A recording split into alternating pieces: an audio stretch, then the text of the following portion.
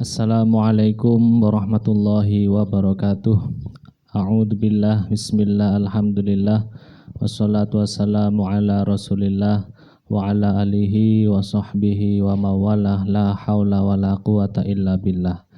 Pemirsa dimanapun Anda berada yang dirahmati Allah Subhanahu wa ta'ala, semoga kita dalam keadaan sehat walafiat dan selalu dalam lindungan Allah Subhanahu wa ta'ala. Bertemu kembali dalam program acara Hikmah Kamilah Memperindah Nafsani dan Rohani bersama saya Muhammad Iqbal dan Ada Bagai Misbah selaku pengasuh Pondok Pesantren Hikmah Kamilah. Pada kesempatan kali ini akan membahas tema yang berjudul Tidak Akan Miskin Pak Kiai. Iya. Yang akan disampaikan oleh beliau, kepadanya saya persilakan. Iya. Orang itu pada pengennya tidak kena miskin semua, Ustaz. Ya, siapapun itu pengennya tidak akan miskin atau tidak kena miskin. Ya memang itu ada konsepnya dari Rasulullah. Rasulullah memberikan konsep dalam hadisnya. Tapi kan Rasulullah bukan gila harta. Di dalam berjanji warawadatul jibalu bi antakuna lahu dhahaban fabah, ya. Warawadatul jibalu, gunung-gunung pada merayu baginda Nabi. Bi antakuna lahu dhahaban fabah, untuk dijadikan emas bagi beliau, tapi fa'aba baginda Nabi enggak gila harta, makanya enggak mau. Malah doanya kan Allahumma ahyini miskinan wa amitni miskinan. Hanya Rasulullah yang pengennya miskin, umatnya pengennya kaya semua. Ya tidak salah, siapapun memang butuh kekayaan kok ya, butuh kekayaan. Apalagi dakwah di era sekarang ya butuh uang yang banyak. Nah, ini oleh sebab itu saya ambilkan ini sabda Rasul riwayat Imam Baihaqi dari Imam Ibnu Mas'ud di Al-Jami' Ushahir. Saya bacakan hadisnya. Mangqara suratal waqi'ati fi kulli lailatin lam tusibhu faqatun abadan. Man, barang siapa qara'a, betul-betul membaca. Ini bahasanya qara'a, Ustaz. Qara'a itu fi'il madhi. Fi'il madhi menurut orang ahli ma'ani itu adalah tahaqqukil wuqu wal husul. Betul-betul. Ya, betul-betul membaca lah. Kalau bahasanya betul-betul membaca bagaimana? Ya harus konsentrasi sepenuh hati, dan kalau bisa ya memang bisa maknanya kan. Nah, ini mangqara'a, barang siapa betul-betul membaca suratul waqi'ati, surah waqi'ah. Waktunya kapan membaca suratul waqi'ah ini? Fi kulli lailatin, di setiap malam. Fi kulli lailatin ini kalau orang ahli mantik dinamakan kullinya kulliyah. Kulliyah ya, bukan kulli ba'di, bukan. Nah, di dalam ilmu mantik kan ada yang disebut kulliyah, ada yang disebut ba'diyah, ada yang disebut juz'iyah, dan ada yang disebut juz'i. Nah, ini kulliyah, di setiap malam. Fi kulli lailatin, di setiap malam. Lam tusibhu, maka tidak akan mengena kepadanya faqatun, kemiskinan, kesusahan, kepailitan, abadan, untuk selamanya. Ini jaminan dari Rasulullah. Walaupun ini khilafiyah hadisnya, ada yang mengatakan bahwa hadis ini adalah hadis mungkar, ada hadis. Kita tidak perlu melihat itunya lah ya. Kita perlu coba pembuktian. Iya, pembuktian. Toh baca suratul waqi'ah enggak salah kan? Tidak salah, itu perlu ada pembuktian. Apalagi kita punya madhab ala NU ya. Ini kan fadhailul amal. Hadis-hadis fadhailul amal yang orang NU mau membaca.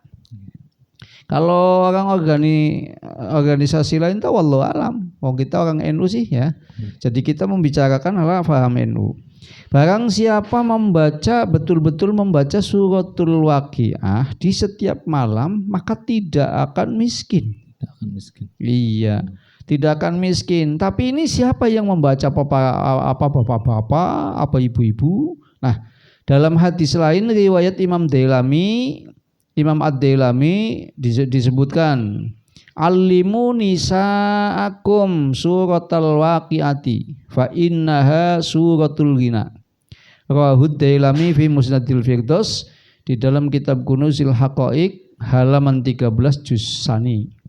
Itu dijelaskan. Alimu ajarilah nisaakum istri kamu suratal waqiati surah waqiah. Apa sebabnya istri-istri kita para mukmin diperintahkan untuk membaca surah waqiah ini? Fa innaha suratul ghina. Karena suratul waqiah itu adalah surah kekayaan. Surat kekayaan. Iya, jadi ini yang lebih berhak, lebih tepat. Yang membaca suratul waqiah itu bukan bapak-bapak, tapi ibu-ibu. Iya, para ibu yang solihah ini. Yang sesuai dengan konsep hadis ini. Kalau hadis yang pertama kan umum, man qara'a suratal ikhlas, berarti umum ini, siapa saja, laki-laki, perempuan, anak-anak, bapak-bapak, ya, muda-mudi, semua man kan wujudnya, berarti siapa saja. Nah setelah dalam hadis ini kan khos. Hadis yang kedua, alimu nisaakum, ajarilah istri-istri kamu. Ini khos sudah kepada para ibu-ibu. Karena apa? Ibu-ibu kalau orang Jawa bilang namanya pedaringan, Pak Ustadz. Pedaringan. Iya. Jadi kalau yang pegang pedaringan, yang pegang keuangan, Menteri Keuangan itu sebetulnya ibu-ibu. Iya, Menteri Keuangan itu ibu-ibu. Jadi yang lebih tepat untuk mengelola keuangan ya dengan doa-doanya ya pakai suratul ikhlas, suratul waqiah itu sesuai dengan hadis riwayat ini, riwayat Ad-Dailami ini. Jadi untuk apa ya? Untuk menurunkan berkah, satu ya. Sudah istrinya betul-betul solihah, taat kepada suami, ahli suratul waqiah, wah itu jelas berkah turun semua. Ini kalau melihat hadis ini, ya tentunya dengan keyakinan dong. Orang beramal, mengamalkan sesuatu tanpa keyakinan, wah nggak akan jadi. Nggak akan jadi karena apa? Ini hubungannya kan dengan keyakinan. Amaliyah itu minimal ya satu yakin. Nah, pertama itu diniati ikhlas dulu, ikhlas dulu dalam niat. Saya niat baca suratul waqiah, ikhlas. Tapi ikhlasnya ada embel-embelnya sih boleh. Ya boleh saja ikhlas ma'adunya, boleh kok. Ya. Kayak kita itu beramal itu mayoritas ada embel-embelnya. Embel-embel dari Allah loh, maksudnya bukan dari sesama manusia, bukan. Embel-embel dari Allah. Kalau embel-embel dari manusia tadi ya. Embel-embel dari Allah. Maksudnya saya baca suratul waqiah ikhlas lillahi ta'ala, tapi ada ada li ajril ghina, untuk kekayaan. Kan mencari berkah. Lah mencari berkah apa enggak boleh? Boleh toh. Wong dalam doa wa barik lana kama barak ta'ala Sayyidina Ibrahim kan ya. Itu kan boleh minta barokah. Nah ini jadi kalau kita melihat ini berarti pertama ini khususnya para ibu-ibu ya, ibu-ibu yang solihah tentunya. Ibu-ibu yang solihah itu ketika dicarikan harta, kalau solihah otomatis taat Ustaz. Itu mudah. Kalau seorang istri yang solihah itu dicarikan rezeki insya Allah mudah dan berkah. Sebab apa? Istri semuanya ini tumpuannya kepada suami. Jadi suami ini memintakan rezeki untuk istrinya, Allah Ta'ala mengabulkan sebab kepasrahan seorang istri, sebab ketaatan seorang istri ini. Jadi ya pengalaman yang saya sebagai orang tua kan banyak yang gendu-gendu rasa. Tapi ternyata memang hampir setiap teman dan kawan-kawan saya yang istrinya solihah, ya itu ceritanya kayak itu. Istri yang solihah dicarikan rezeki mudah. Itu yang satu. Itu menarik rezeki. Yang kedua, apalagi seorang istri yang solihah ini punya mudawamah, punya wadhifah. Bahasanya wadhifah di sini. Fi kulli lailatin itu maksudnya wadhifah. Di dalam Hasyiah Syekhul Islam Muhammad bin Salim Al-Hafani, yang dimaksud kulla lailatin di sini adalah ai haitsu wa dzaba 'alaiha kullalailatin. Ai haitsu wadzoba 'alaiha kullalailatin. Jadi diwadzifahkan ya walaupun hanya 1 kali. Yang penting kan langgeng.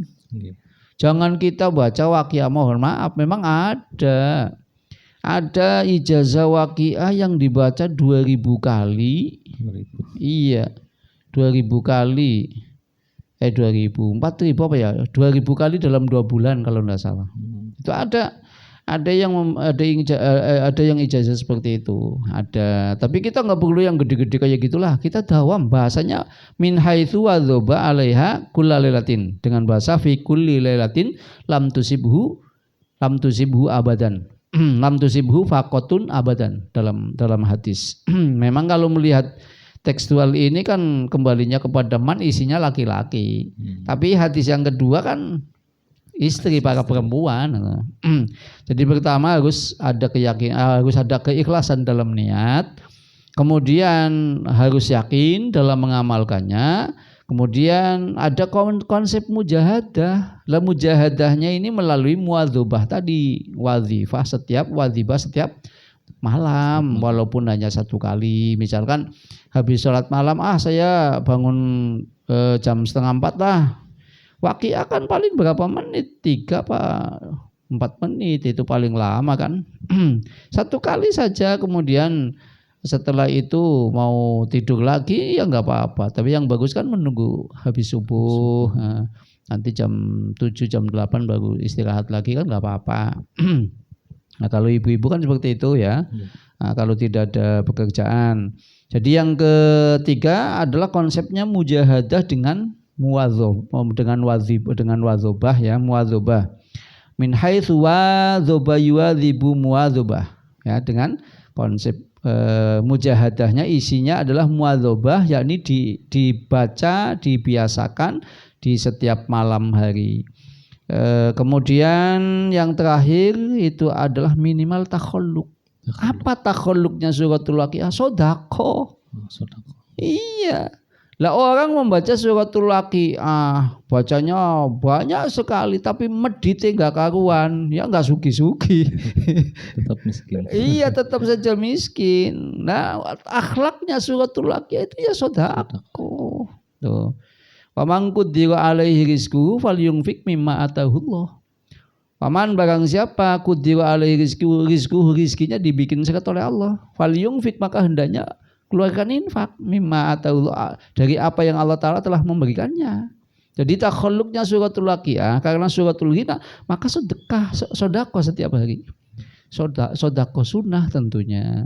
Jadi bisa disimpulkan mangqara suratul waqiati fi kulli lailatin lam tusibhu faqatun abadan, barang siapa membaca suratul waqiah, barang siapa qara'a betul-betul membaca suratul waqiati, surah waqiah fi kulli lailatin, di setiap malam, artinya amal muwadzabah atau amal wadzifah, lam tusibhu faqatun, maka kemiskinan tidak akan menimpanya.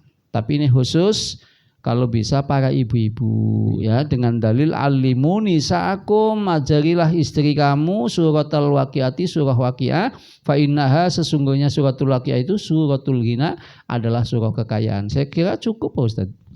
Terima kasih Pak Kiai atas penjelasannya. Demikian penjelasan mengenai tema yang berjudul Tidak Akan Miskin. Semoga bermanfaat untuk kita semua dan kita bisa mengamalkan. Bertemu kembali dalam program acara Hikmah Kamilah Memperindah Nafsani dan Rohani.